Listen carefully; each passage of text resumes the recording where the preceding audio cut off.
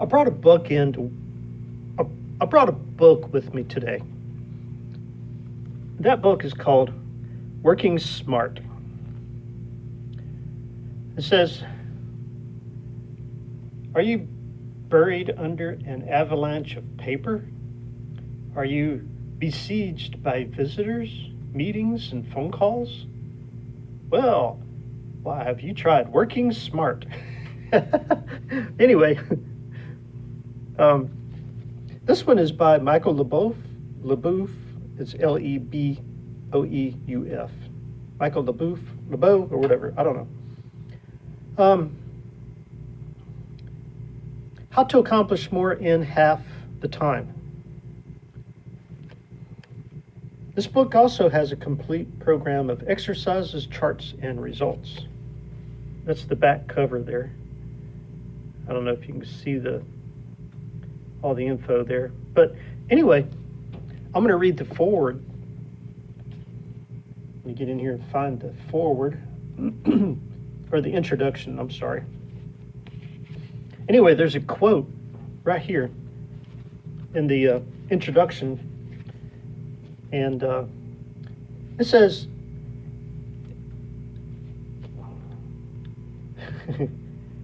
in order that people may be happy in their work, these three things are needed. 1, 2, 3. They must be fit for it. They must not do too much of it. And they must have a sense of success in it.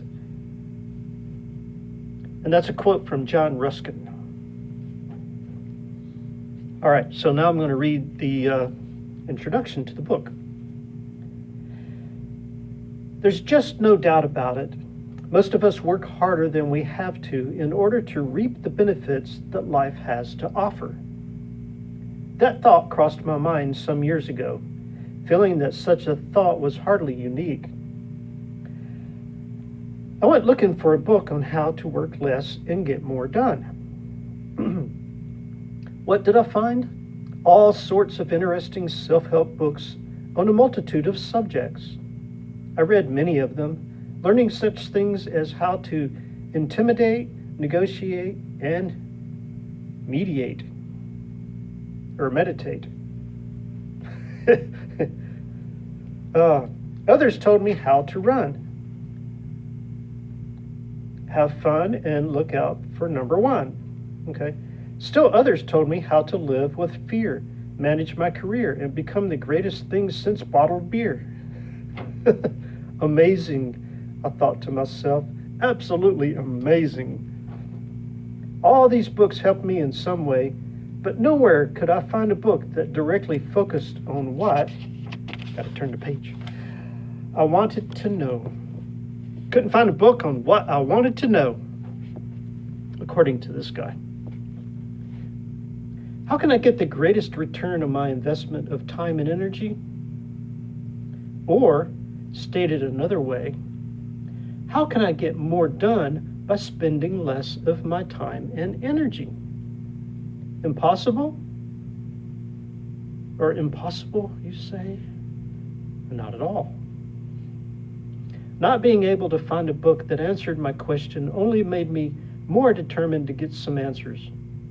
For the past several years, I have been doing research, consulting, and conducting seminars teaching people how to make the most of their time and effort.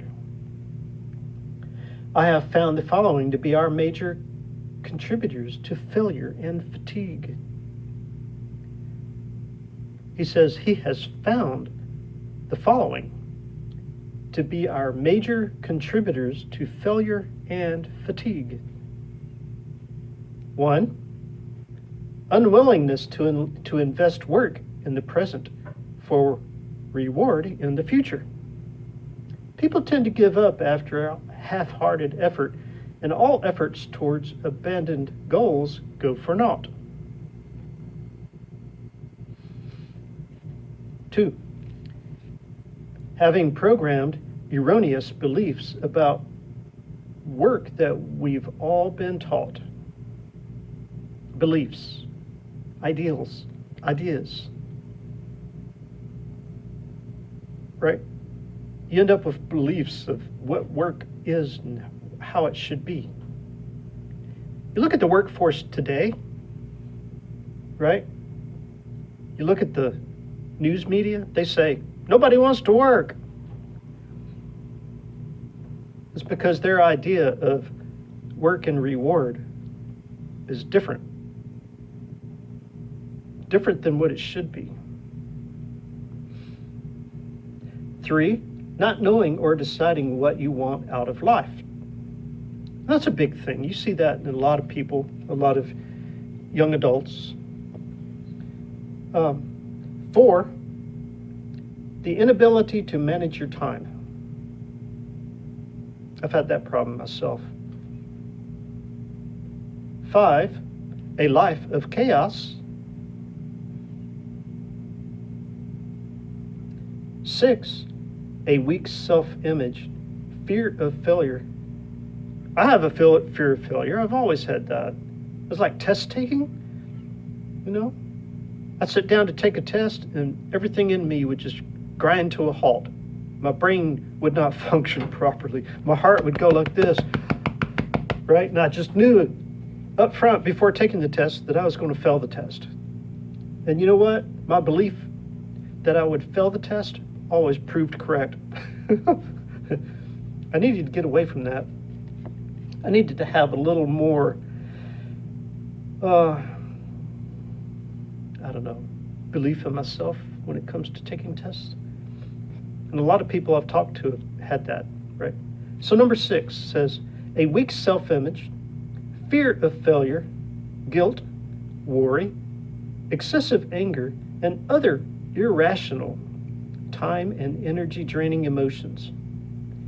Irrational emotions. That seems to be what gets in most people's way. Irrational emotions. Number 7 is procrastination, which I believe I might be a master of, according to other people, and according to myself too. Number 8, the unwillingness or inability to skillfully delegate tasks to others.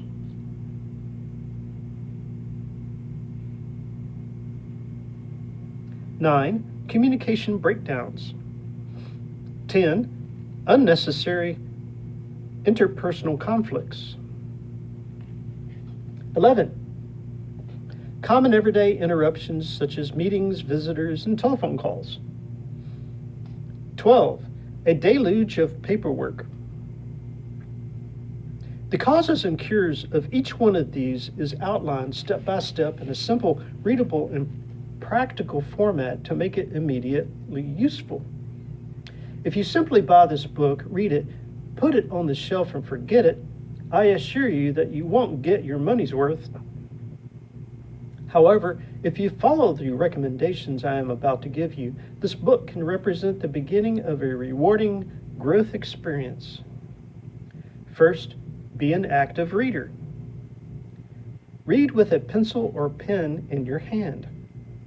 When you come across a key idea that applies to you, underline it or make notes in the margin. I do that a lot for a lot of my books,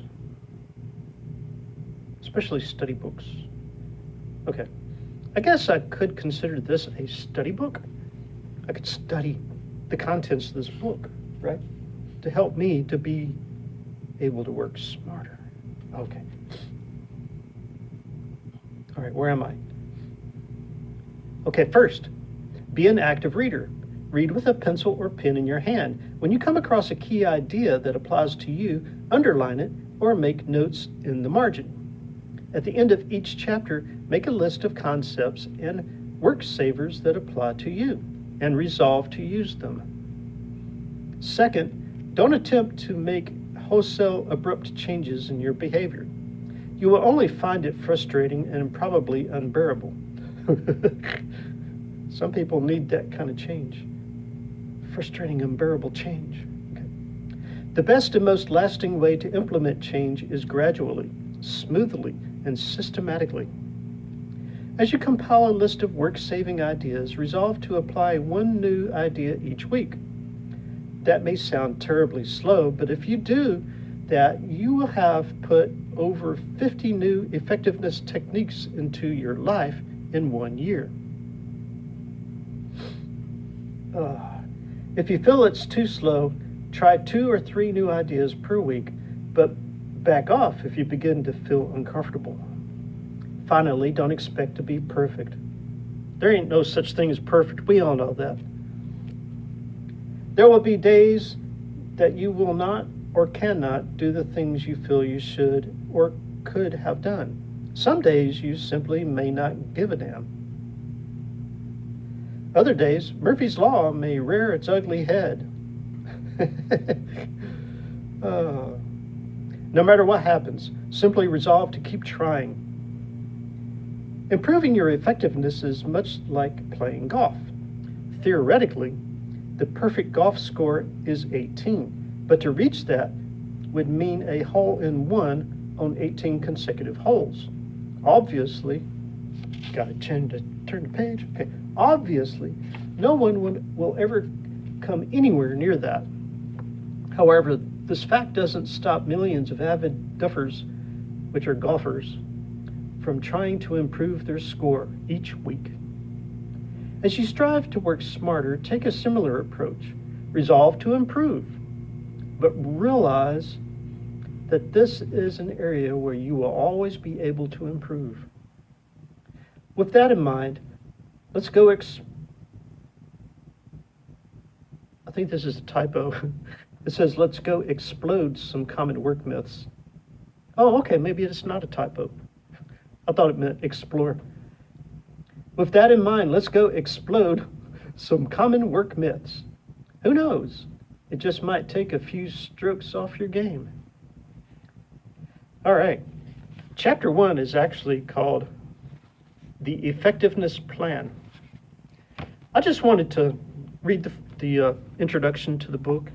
I'm going to read through this, and I've read it before, long time ago. I still have some bookmarks in here, marking some of the areas. Now, I do still have like a lot of underlined areas, different things that I thought back at that time what, meant something to me at that time. But as I read through the book now, which it's been a very long time since I've read this, but as I read through the book now, I'm going to have a pencil or a pen in my hand. Normally, I don't like writing with pen in books. I like pencil, but I don't have a pencil with me right now. I do have a pen, though. I have to look around and see if I can find a pencil. But anyway, just want to let you know what I'm working on, what I'm thinking about. And as I go through each chapter, I'm going to do a quick synopsis of what the chapter is about, maybe discuss some of the underlined areas, things that I think apply to myself and maybe, most people in general. Just kind of have a little talk, a read and a talk. All right. Have fun. Maybe someday you can pick up a book and tell me about it.